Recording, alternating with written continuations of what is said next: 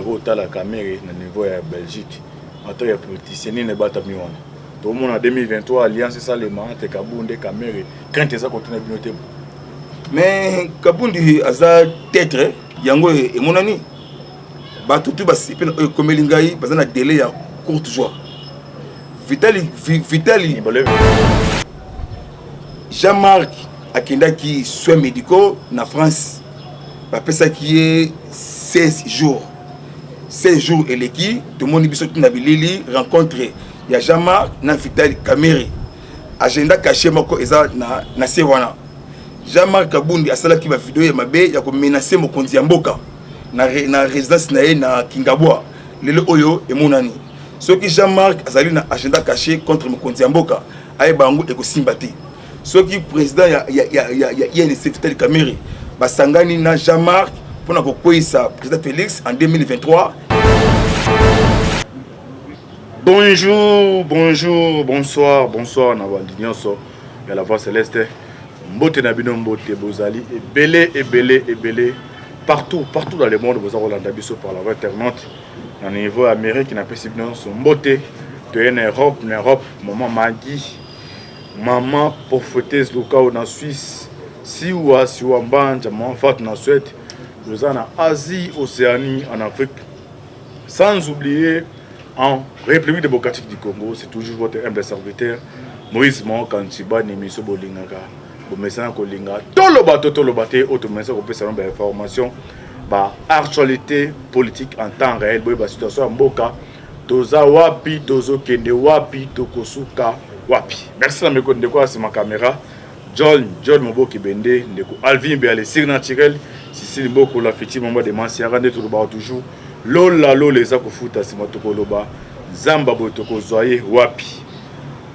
Délégation États-Unis baye awa. Secrétaire wana Erayaki kokene naende makama François Baye Kobini. Tout le monde sous les mêmes secrétaires aye koya. Basololi en 8 kona Tiseketi. Tisco François Baye na joli ya aner. Nini c'est ba o délégation américaine basololi na Félix Tiseketi.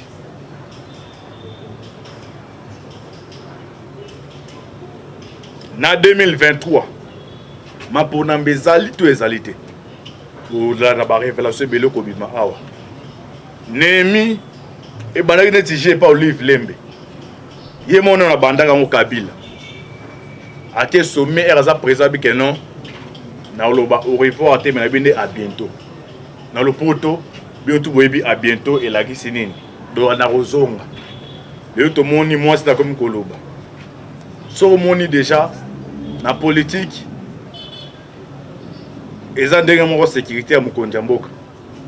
Olanda documentaire na niveau États-Unis, il y a un jeune là, cortège à Priesa Kolekana, a vu pistolet à Bundu qui a gé. A tiré déjà Bopona, il y a un mon amour qui a Bundu qui a gé, a tiré bon cortège à Moukondjamboka. Mais tu des cortèges à Priesa États-Unis, va tirer de base, elle est à peu près va tirer. Mais il faut s'approcher de mon ennemi qui a joué. Et là, ça crée donc sécurité pour continuer à jeter. Ils ont même le pouvoir. Et aux autres, Olive a dit que Kabila Rozo, tout le monde n'est pas les dessous des cartes. Alors, tu sais qu'il dit, et aux hommes déjà adversaires, à tes ans d'autres, à Zoba Bloko, pour ça, c'est ma fatalité. Oui, bah, révélation, awa, auto, limbo la bussa bino. Nazalika est monté, invité dans la, Azali l'ont présenté binoé. Mais avant de présenter invité dans la, dans un message c'est une urgence. SOS. Premièrement, d'abord, mais partir sur de là que non, côté on a comme témoin. Pendant un barbon ming awa, mais bien boire partout pour qu'il pas craindre la bino. En tout cas, dans la situation le secrétaire général ya bango Augustin Kabuya a ça y premier pas. Surtout bino tout boye bien kati ya musala bien kati lo momwe. Musala ya na aide assistance. Parce que c'est pas que la famille. Mais assistance au basala, sur la misala, au qui sait qu'il y a ça qui est, mais malheureusement, opération et ça les complications. Ça les complications, mais aussi, il faut dorter à revoir en haut. On nous montre les ananes. On nous passe un message. La batamité, ma malam.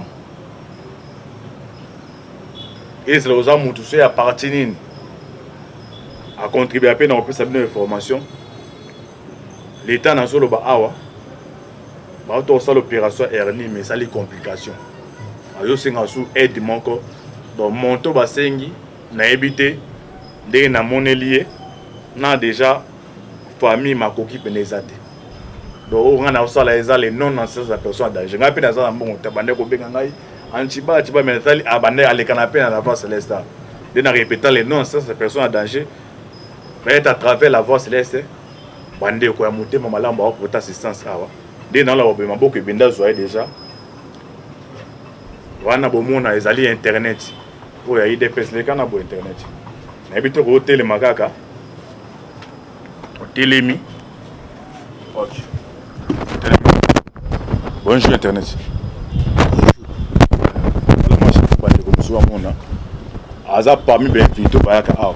Bon ngai na contribution ezaka na kolekana apé sa message. Na répéter aw. Na côté à partir à Saint-Selemaki et pas obligé ka bo esika zali nazo féliciter epé. Mais ndenge zawa situation comme moi grave. On a bien kaya awa. Après sa message bon internet mako ko lobate forcer voix et puis tombola opération au mona mabo ke benda oswa baselo passer opération donc 3 hernies il est kana qui bien mais to ebitende il est kana kaka bando sa complication c'est n'est pas docteur bo bi ba docteur ya Kinshasa ya Congo donc essayer les gens c'est moi si andumba donc yé mon bal so za na mbongo te so za mbongo wana bozana so za mbongo ya ba docteur ne bazali. Alors, on a eu ce message mouké na bandeko bo lando. Oui, la bandeko kaka boyebi vraiment bosunga ngai parce que opération pesi moins raté. Faut ba retoucher ngo lisusu. Alors, ndeza boyebuzu, eza souté mais j'ai déjà ça la première pas. Alors le roi est remis deuxième pas boy et comme moi les kambaba aide ya bandeko nyoso bolandaka biso to pesa rabino les formations en avant céleste. Oyo moteme tout ami vraiment asunga ngai. Na problème de faux na les encore ba retouchant au lisu parce que ba pi ezo silaté donc ba tofi na ezo bima kaka nde ngwana ya on a profité na lekiawa donc na bateau yo a tout à mes places aux ali parce que moto a pesara nzamba repeso toujours donc il faut ba retouchant au lisu donc faut na zonga son hôpital et c'est encore il faut des moyens. Merci. OK. Bandeko zo ka ba retoucher il faut des moyens. Donc na ba mbongo ba 5 pour retoucher. Moi, le bango est zaté. Bandeko bayi makambo ba sister batu. Oui, d'ailleurs ça demande beaucoup d'argent. Aux ali nangwana aux ana $10,000, $5,000, nyonso aux ana ngo. Pesa numéro de téléphone. So contacter même à travers ngai contribution non et les canapé borben. Oui, plus 243 97 20 44 237. Nabe plus 243 97 20 44 237. Ba opé ba prière quand on a numéro de ba biya avance. Ba ba prière ka basala njambe à travers prière non c'est combiné non c'est les camarades. Merci internet. Au revoir. OK, j'espère que message les cani et ouais internet. On va mettre moi là bas assister. Alors tous directement na ba point on a numéro qui awa pour na actualité politique. Invité dans la chose même langage na boke bende ezali mwana mama na tout ça décryptage ya ba point non tu peux le bénir. Mon amour, bonjour. Bonjour Ndeko Mao Kantibali. Ouais, bonne santé. Par la grâce Saint-Zambé, très bien vraiment. Par la grâce Saint-Zambé, très bien vraiment. Tout le monde délégation. Il y a des officines américaines qui sont mbala yambo ndemela linga la bari ya bakoko bakanja balabaka ki bakei toko ki mama beaucoup d'été bini to mo su baje baye aw ba senat sekedi en huis clos et aux amonko bakoza bato ba pénétaka na kati ya laboratoire secrète ya ba rencontre bando bana baye ba awa délégation wana yaki ya ba américain na tisekedi ba sololi nini. Merci vraiment Antibali. Bon, nous avons après nous un dossier il y a délégation américaine conduit par M. Mike Hammer. Depuis jeudi, vendredi. Les Américains ont fait des sanctions en 2016-2017 dans le régime criminel AFDL, le régime passé. Réseau a besoin de financer le terrorisme. Comme dans Kabila Yemoko, comme dans Banemi, comme dans Azéa Sorobewa, bango tout muta bien azati. Pour la paix na Congo, en Afrique et Senga, arrestation en cascade. ya Hippolyte Kanambe Kazemberembe nde okomona avancement ekoya makasi. Soki adversaire akomi koloba na 2023 tozonga basana agenda caché oyo ba bombi. Président Félix il faut accélérer vitesse politique, même il faut sanctionner, même justice oyo et l'enterre et il y a vraiment arrestation quel que soit grandeur ya mutu, même ancien président, même ancien premier ministre. Bato basali 18 ans, 20 ans na Congo, ba kolingate biso to avancé o ezana kati ya mboka na biso. Na ye moko direct na question posée ngai na délégation américaine. Sous-secrétaire américain en charge du terrorisme, financement, renseignement, sanctions prises par les Américains en 2016-2017. Mais c'est Brian Nelson. Bayaki awa, bakutana kina Sama Lokonde, Jean-Michel Kenge, bayebise siri ba défaut oyaye na gouvernement ba warrior. Et ça là et loko mon côté, l'enterre eza makasi. Bango basali wana pona ko déstabiliser ba action ya mokonzi ya mboka. Na kati ya gouvernement ya Sama Lokonde Kenge, le ministre ya économie Jean-Marie Kalumba et le côté 0/0, aux ministre ya portefeuille Adel Kainda et le côté 0/0, aux ministre ya transport, aux ministre ya travail, aux ministre ya justice, aux ministre ya intérieur. Basali ko sepelati, basali ko c'était ba imboka. Sous-secrétaire américain monsieur Brian Nelson. Basoli na mokonzi mboka ebele en huis clos, mais on ngai na zumomke. Parce que li pona blanchiment des capitaux d'argent pour financer le terrorisme na kati ya Afrique. Batu o bazali réseau ya Kabila. Ti lelo oyo basala ka financement parce que groupe autoyebi terrorisme Hezbollah libanais et kambami na tous les expatriés na kati ya mboka na biso lokola ba indien, ba chinois, ba libanais, ba indo-pakistanais. Bangonde ba kolala te butu moyi kozwa bambongo ko pesa na groupement wana pona ko créer insécurité na STA RDC. Ndengai miyake na lancer message au na mokonzi ya mboka pour la paix qui me kota na mboka et senga arrestation ya Hippolyte Kanambe na groupe na wana lokola Shadari lokola Nemi Moulanya même Olive Lembe makambo lobaki na Kalemi le 8 mars en 2022 na Tanganyika ezali plan bien préparé avant 2023. Soromoni sous-secrétaire américain Brian Nelson a commis à Ozali Pambate, chef de la délégation, M. Mike Amer, Ozali ambassadeur américain Nakati ya Kinshasa. Ndekoma Kantibal, biso tosa musala matin midi soir. Il y a biso mission pour la conservation du pouvoir, la dénonciation, les antivaleurs, crimes de guerre, crimes contre l'humanité. Papa, il y a école Yamboka. Il faut vraiment multiplier, vraiment avancer rapidement, à sanctionner. Même dans le cadre du gouvernement, il y a quelques ministres qui ont obéi à des décisions. Il y a des chefs de groupement, des chefs de président de parti politique pour choisir mission ya Fati na kati ya Congo, na kati ya Afrique. Ce que biso to lingate mission wana ezala ya ko jouer. OK, merci bien boliko lingate mission échoué. Alors, tout le monde est bandé neti bandoto. Kabila mo lobango que non. Na revoir mais na ba bientôt na sait que là c'est na rosongo. Tout le monde moi sina dernièrement a otu ko lobango non. Kabila fazo to me nemi a otu osukolo. Bino attaque parti au pouvoir. Le message est capté dans mon batu na yo. Mais message na bango est clair. Ba cachette balobi yango vraiment direct balobi oh bon ça la ka ba réunion. So moni Olive Lemba ki na Tanganyika zaki mon côté zalaki na Jeannette Kabila bazalaki na Tanganyika na Kalemi. Maloba oh Kabila ndani Olive Lemba lobi et outi et pas ya Hippolyte Kanambe Kazemberembe alliance Joseph Kabila. Kabila na 2016-2017 azalaki na Namibie na Windhoek ezalaki sommet ya SADC tango président Age Geingob président ya Namibie ayebisaka Kabila boye pesa mona yo ya suka pour quitter pouvoir en 2017-2018. Kabila lobaki à bientôt na Keime na kozonga. Si le message wana ezalaka message moko clarté au Kabila alobaki En 2022, Tomoni Olive Lembe a quitté na Kalemi, na Jeannette. Et c'est là que le 8 mars, le 8 mars, na stade ya Kalemi. Azoloba, mon mari, Mbali Nangaï, a rejoint en 2023 pour faire confiance. Kabila a rejoint dans quel mécanisme? Déjà des mandats, c'est fini pour lui.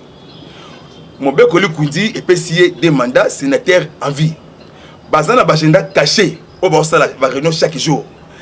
Et ce qui n'a pas mon côté, Nemi Moulania, Azala qui invité sur TV5, Ngaï Miyaki Nandaki Nemi Moulania. Moulania lobby, mi bec Oli Kundi, intérêt Kabila, Azon en 2023. Parce qu'il y a des kabylistes, ils ont compris. Makamou Basala qui à l'époque, en 2011, 2018, Monique, va commettre qui erreur. Ndenge ba kenaki na tuerie, na insécurité grandissante, na ko financer ba groupes armés na partie STA RDC. Ba moni délégation oyo komaki awa, délégation ya haut commissaire ya droit de l'homme ya ONU pezaka na Genève. Mais c'est Ban Ki-moon Ndiane a komaki déjà awa zali na mboka. Alors bien komi awa pourquoi? Na ye awa on a des liwa des experts ya ONU. Le 31 mars, na Timbulu, na Kassai. C'est Catalan et Michael Chap. Na massacre, il y a Pepe ya Kassai. À l'époque, c'est là que ministre intérieur. Na Kombo ya Chadari Alongwe, Nde Bochap, aye Kozwa, ministère intérieur. À l'époque, il y a Kabila. Il y a des morts, il y a plusieurs personnes. Oh, Bakima qui cassé, qui sont réfugiés. Nakati ya Angola, il y a des charnières, il y a une fausse commune. Alors, bien, pourquoi? Installation, justice transitionnelle, c'est le rapport de mapping, c'est tout dès le expert, il y a ONI. Nous avons montré que Tata Mokondi Mboka, il politique quand même plus que terroriste.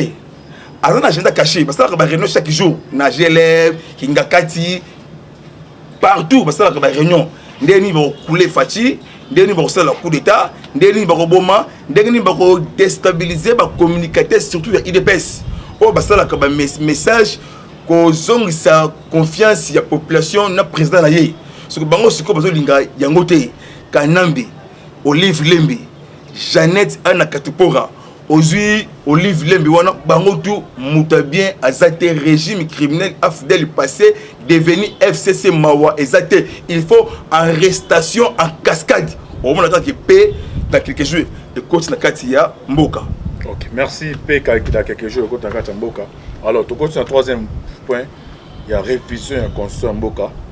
Rentrée parlementaire Salema qui tourne. Nous avons c'est comme si c'est qui mais remis qu'on a formé. Risque bon mon risque était que non.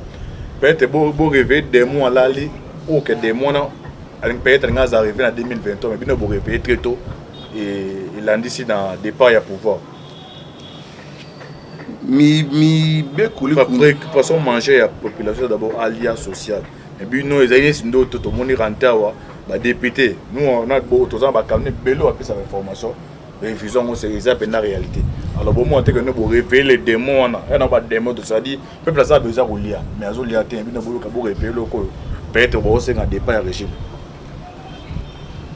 Révision de la constitution Yamboka na lingala mibeko likundi ngai nazali ko sepela nango na bayimboka 42 loi eza na kati ya mibeko likundi et pesa qui pouvoir na ancien président basimba été ata bomi mutu ata misolo ya mboka bako simba été ba eli o basonga ki depuis le 15 mars c'est là qui rentrée parlementaire ouverture ya session solennelle au mututu vraiment après qui vraiment pour événement kolongola ba loi o pesa ki président ancien président pouvoir ko benga ye na justice et pesa batutu leçon na kati ya mboka maoka tibali likambu ya kolia esi la raté et joa déjà na kati ya table mokonzi ya mboka nzambi abikisi alingaki timabe salama pembe na ye makambutu ekozonga na nzela bayini ya Congo bayini ya Fachi bayini na biso bayini ya parti au pouvoir bayini ya batutu o balingaka président de la République mokonzi ya mboka zali toujours en forme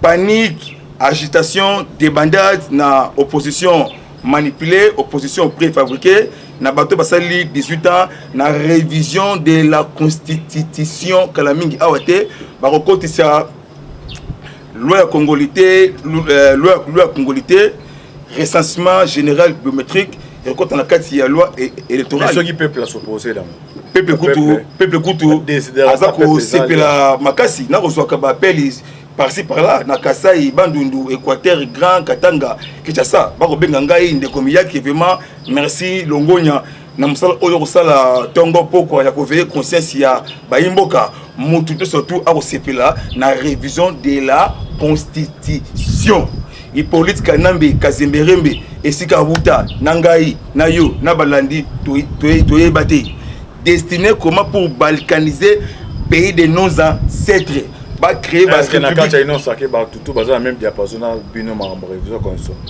tout le monde a bemba ba se ba ka tout nous début au se poser là ka selon ba information na ka tu wana boli na bo chasko eloko pena de père et de mère wana pour écarter ba ka tout Zambi et pas président Akainda Ichilema Robert pardon Kagame Ozui Evariste Ndayishimiye pour nous postuler na présidentielle faut que ça kaka père et de mère na Rwanda na Angola partout zali ndenge moko et pas na biso AWP pour nous postuler il faut ça le congolais dit ça il y a père et de mère neti Katumbi en tout cas vraiment abosana makabetali élection présidentielle sera lingi a aider pays na biso pays de nos ancêtres à cause de la commerce dans tous les secteurs et que passer mboka na biso problème awa exacté il faut vraiment révision et ça surtout recensement général biométrique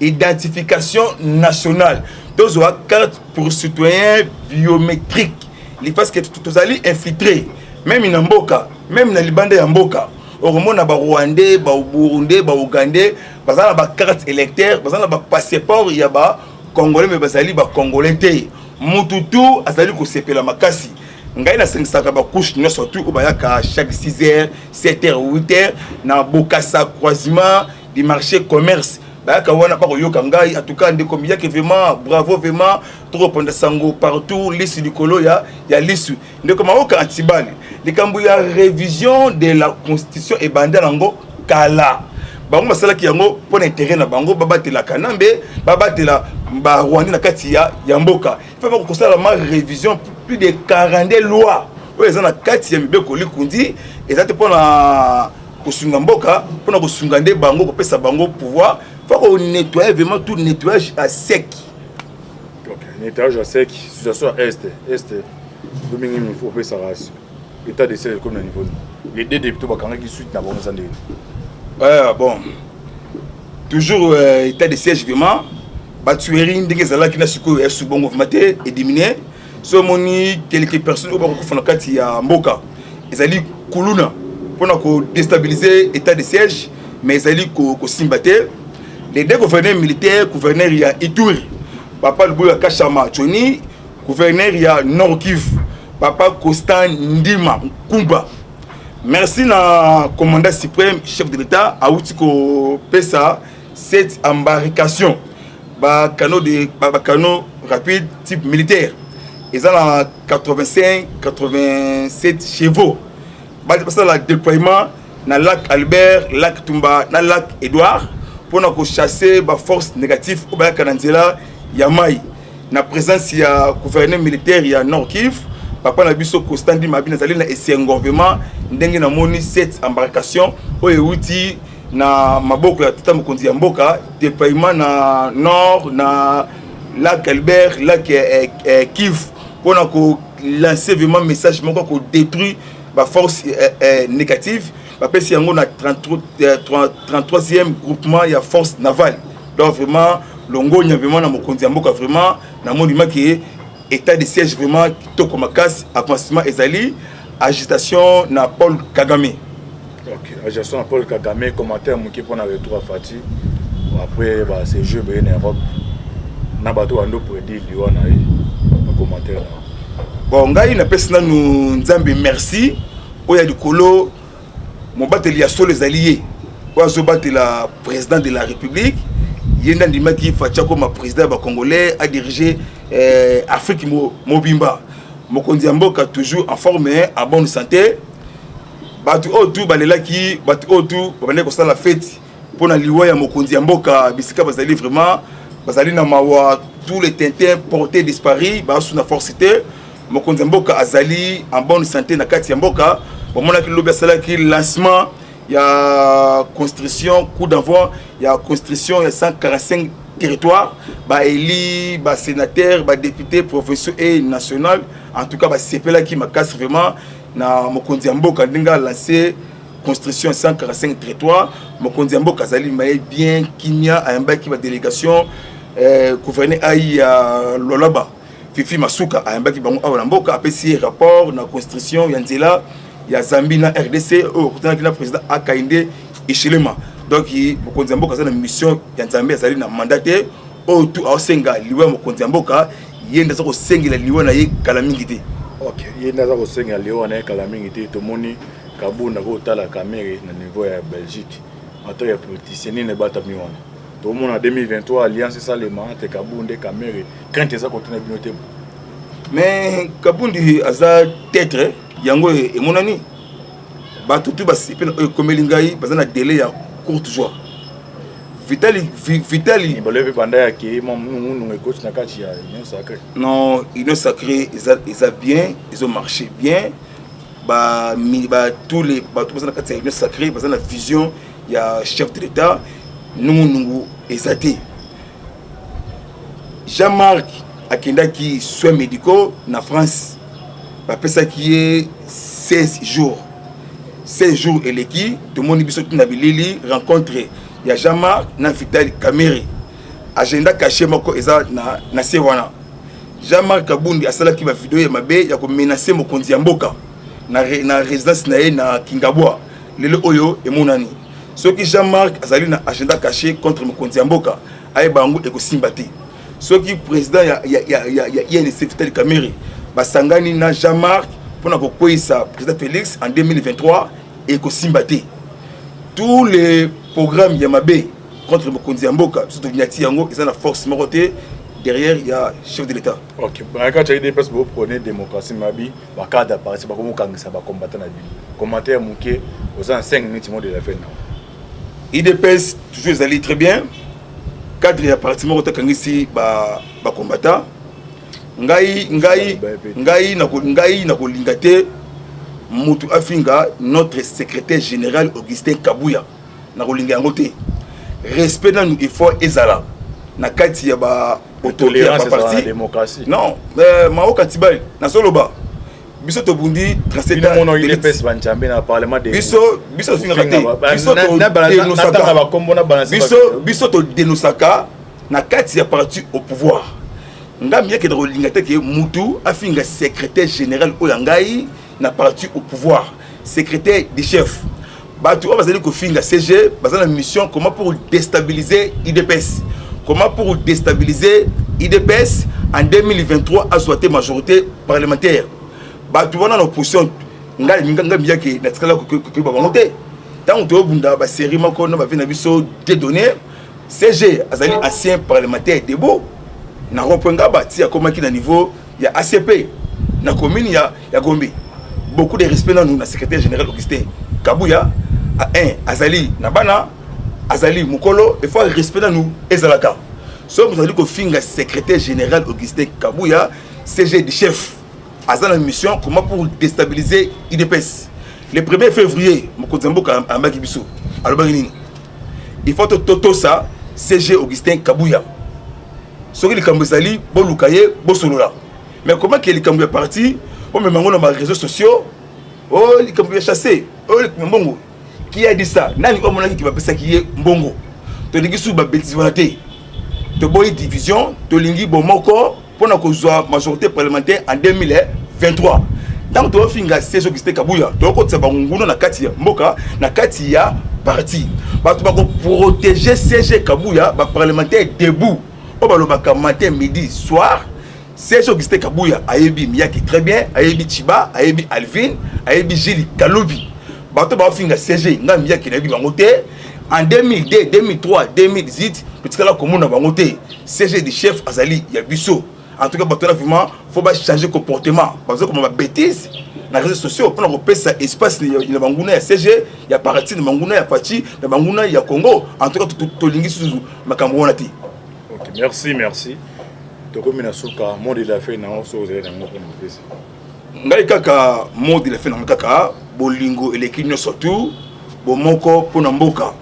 To sangana pour la majorité parlementaire en 2023 bêtise et le Ngabiso Musika Kasai Bandundu Équateur Kinshasa Tanganyika bomoko bisotu na sima ya tata mokonzi ya mboka batutu balingaka biso obalingaka mokonzi ya mboka obalingaka CG Augustin Kabuya obalingaka IDPS même aux na kati aux libanda to prier makasi place to wuti na place to komi ezali place ya développement place ya paix place ya ko diminuer insécurité na kati ya mboka na biso etandi mobimba ya Congo. Numéro na ngai sur WhatsApp balingi to solola to échanger plus 243 97 360 50 14 sur WhatsApp. Mbote mingi na levé komesha Stani na Suède na molonga na ye osoloka bien mama ya malamu vraiment na bosanité papa Gabi Kimpakala na Londres papa Vidal Matumona levé tout Calo du Mont Première mbote na bino ngona vraiment unité nationale union fait la force merci vraiment. Merci monsieur Komina Suka monsieur Bolingara tolo baté otozaki na mwana mwa mitu nezaki ya ngai ba rempo ezaki aye tama pambola bino bo s'abonner massivement merci de quoi ma caméra c'est toujours votre humble serviteur Moïse Maokantibal affaire à suivre ciao. Et là il y a Zambie na RDC au président Akainde Ishilema donc mokonzi mboka za na mission ya Zambie azali na mandaté au tout asenga liwe mokonzi mboka yenda za ko sengela liwe na ye kala mingi te. OK, yenda za ko sengela liwe na ye kala mingi te to moni kabunda ko tala caméra na niveau ya Belgique ato ya politicien ne bata miwana to mona 2023 alliance salema te kabunde caméra quand ça continue bien te mais kabundi aza tête yango e monani ba tutu basi pe komelingai bazana délai ya courte joie Vitali boleve banda ya ki mon coach na kati ya union sacrée non union sacrée ils a bien ils ont marché bien ba tous les tout bazana kati ya union sacrée bazana vision ya chef de l'état nungu ezate